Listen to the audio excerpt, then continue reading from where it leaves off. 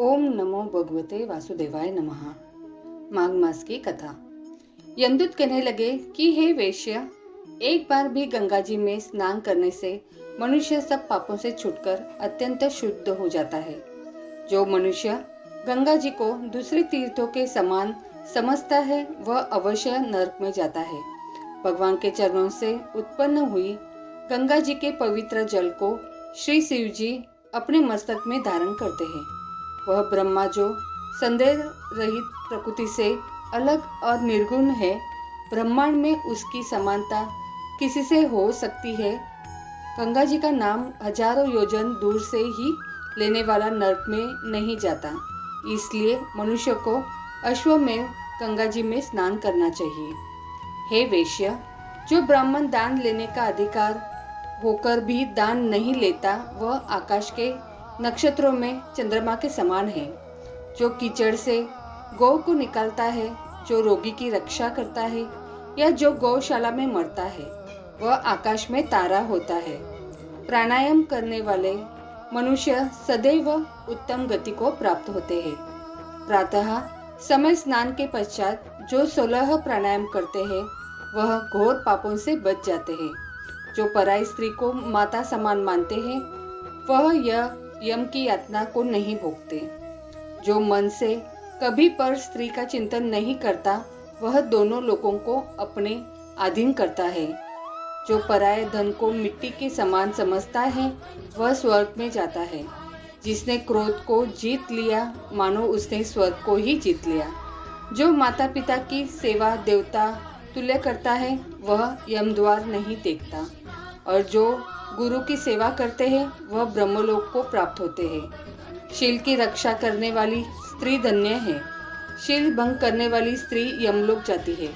जो वेदों और शास्त्रों को पढ़ते हैं या पुराण और संहिता पढ़ते हैं और सुनते हैं तथा जो स्मृति का व्याख्यान और धर्मशास्त्र समझते हैं या जो वेदांत में लीन रहते हैं वह पापर रहित होकर ब्रह्मलोक को प्राप्त होते हैं। जो अज्ञानियों को वेद शास्त्र का ज्ञान देते हैं वे देवताओं से भी पूजित होते हैं। यमदूत ने कहा कि वेश्य, श्रेष्ठ यमराज ने हमको वही आज्ञा दे रखी है कि तुम किसी वैष्णव को मेरे पास मत लाओ। हे वेश्य, पापी लोगों को इस संसार रूपी नरक को पार करने के लिए भगवान की भक्ति के सिवाय दूसरा और कोई उपाय नहीं। भगवान की भक्ति न करने वाले मनुष्य को चांडाल के समान समझना चाहिए। भगवान के भक्त अपने माता पिता दोनों के कुलों को तार देते हैं और उनको नरक में नहीं रहने देते। और जो मनुष्य वैष्णव का भोजन करते हैं वे भी भगवान की कृपा से श्रेष्ठ गति को प्राप्त होते हैं। बुद्धिमान को सदैव वैष्णव का अन्न खाना चाहिए। इससे बुद्धि पवित्र होकर मनुष्य पाप नहीं करता। गोविंदाय नमः इस मंत्र का जाप करता हुआ जो मनुष्य मृत्यु को प्राप्त होता है वह परम धाम को प्राप्त होता है, इसमें कोई संदेह नहीं है। जो ओम नमो भगवते वासुदेवाय मन मोना नारायण इस द्वादशाक्षर मंत्र या ओम अष्टाक्षर मंत्र का जाप करता है उसके ब्रह्म इत्यादि बड़े पाप नष्ट हो जाते हैं। यमदूत कहने लगा कि हे वेश्या, मनुष्य को सदैव शालिग्राम की शिला में तथा वज्र या कीट चक्र में भगवान वासुदेव का पूजन करना चाहिए, क्योंकि सब पापों का नाश करने वाले, सब पुण्यों को देने वाले तथा मुक्ति प्रदान करने वाले भगवान विष्णु का इसमें निवास होता है। जो मनुष्य शालिग्राम की शिला या हरि चक्र में पूजन करता है वह अनेक मंत्रों का फल प्राप्त कर लेता है।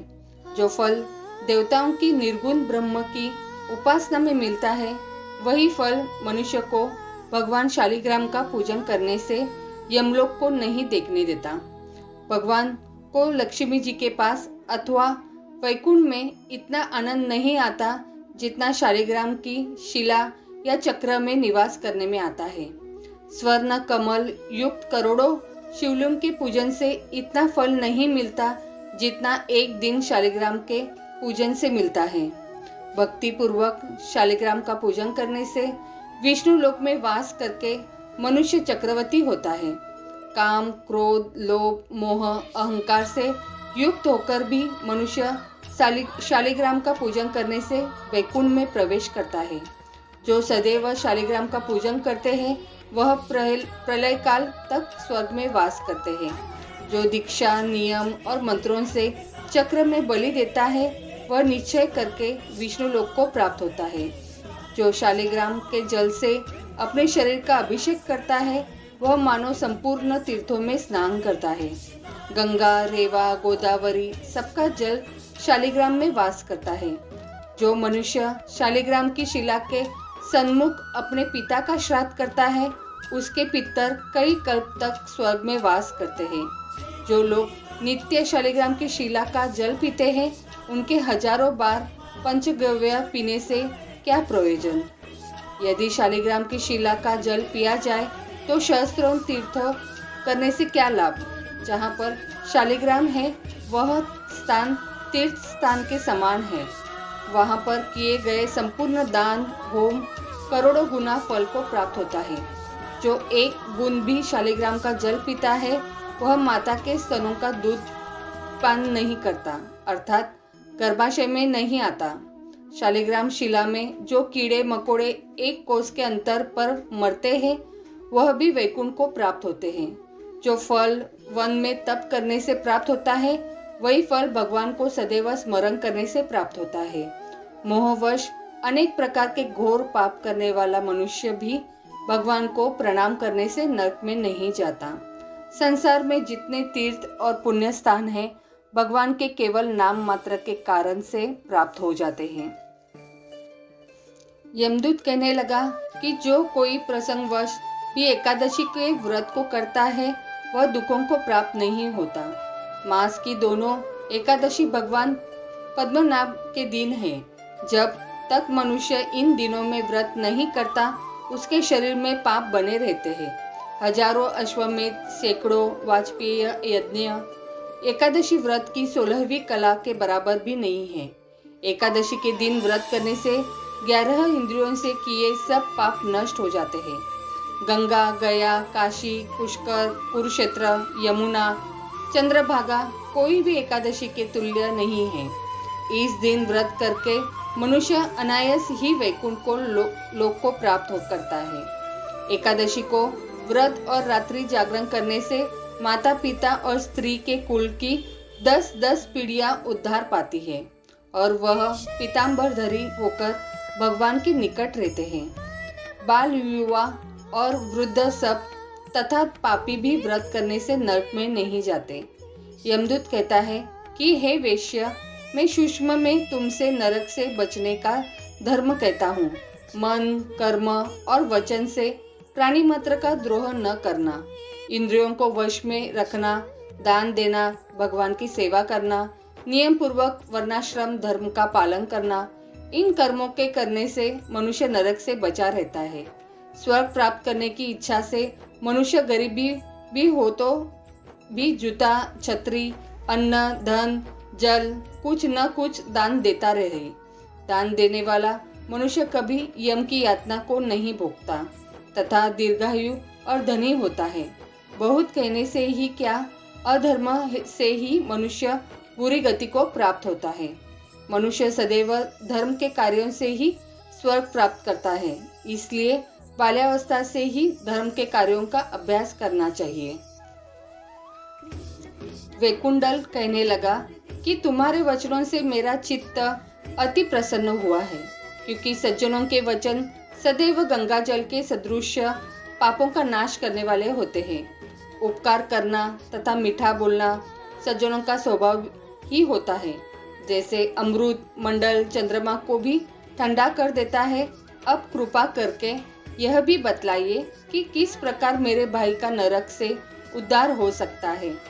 तब दूत कुछ देर न्याय दृष्टि से विचार कर मित्रता रूपी से रस्से से बंधा हुआ बोला कि हे वैश्य, यदि तुम अपने भाई के लिए स्वर्ग की कामना करते हो तो जल्दी ही अपने 8 जन्म के पुण्य फल को उसके निर्मित अर्पण कर दो। तब विकुंडल ने कहा कि हे दूत, वह पुण्य क्या है और मैंने कौन से जन्म में और कैसे किया। सो सब बतलाओ, फिर मैं अपना पुण्य अपने भाई को दूंगा। दूत कहने लगा कि हे वेश्या, सुनो, मैं तुम्हारे पुण्य की सब कथा कहता हूँ। पूर्व समय में वधुवन में शाल्की नाम का ऋषि था। वह बड़ा तपेश्वरी ब्रह्मा के समान तेज वाला था। नवग्रह की तरह उसकी स्त्री देवती के 9 पुत्र थे, जिनके नाम ध्रुव, शशि, बुध, तार, ज्योतिमान थे। इन पांचों ने गृहस्थाश्रम धारण किया तथा निर्मोह, जितमाय, ध्याननिष्ठी और गुणातक ये चारों संन्यास ग्रहण कर वन में रहने लगे। ये शिखा, सूत्र से रहित पत्थर और सोने को समान समझते थे। जो कोई अच्छा या बुरा उनको अन्न देता वही खा लेते हैं, और कोई कैसा ही कपड़ा दे देता उसको ही पहन लेते। सदैव ब्रह्म के ही ध्यान में लगे रहते। इन चारों ने व्रत, शीत, निद्रा और आहार सबको जीत लिया। बस चर अचर को विष्णु रूप समझते हुए मौन धारण करके संसार में विचरते थे। ये चारों महात्मा तुम्हारे घर आए तब जब तुमने मध्याह्न के समय भूखे प्यासे इनको आंगन में देखा, तो तुमने गदगद कंठ से आंखों में आंसू भरकर इनको नमस्कार करके इनका बड़ा आदर सत्कार किया। इनके चरणों को धोकर बड़े प्रेम से तुम इनसे कहने लगे कि आज मेरे अहोभाग्य है, आज मेरा जन्म सफल हुआ, मुझ पर भगवान प्रसन्न हुए, मैं सैनाथ हुआ, मेरे माता पिता, पत्नी, पुत्र, गौ आदि सब धन्य हैं, जो आज मैंने हरि के सदृश आपके दर्शन किए। सो हे वेश्य, इस प्रकार तुमने श्रद्धा से उनका पूजन किया और चरण धोकर जल को मस्तक से लगाया। फिर विधि पूर्वक इनका पूजन करके तुमने इन सन्यासियों को भोजन कराया। इन सन्यासियों ने भोजन करके रात को तुम्हारे घर में विश्राम किया और ब्रह्मा के ध्यान में लीन हो गए। इन सन्यासियों के सत्कार से जो पुण्य तुमको मिला सो मैं भी कहने में असमर्थ हूँ, क्योंकि सब भूतों में प्राणी श्रेष्ठ है। प्राणियों में बुद्धि वालों में मनुष्य, मनुष्य में ब्राह्मण, विद्वानों में पुण्यात्मा और पुण्यात्मों में ब्रह्मज्ञानी सर्वश्रेष्ठ है। ऐसी ही संगति में बड़े बड़े पाप नष्ट हो जाते हैं। यह पुण्य तुमने अपने पहले 8वें जन्म में किया था। सो यदि तुम अपने भाई को नरक से मुक्त कराना चाहते हो तो यह पुण्य दे दो। सो दूत के ऐसे वाक्य सुनकर उसने प्रसन्न चित्त से अपना पुण्य अपने भाई कुंडल को दे दिया और वह नरक से मुक्त हो गया और दोनों भाई देवताओं से पूजित किए गए। तब दूत अपने स्थान को चला गया। इस प्रकार वैश्य के पुत्र विकुंडल ने अपना पुण्य देकर अपने भाई को नरक की यातना से छुड़वाया। सो हे राजन, जो कोई इस इतिहास को पढ़ता या सुनता है वह 1000 गोदान का फल प्राप्त करता है। तो बोलो प्रेम से राधे राधे।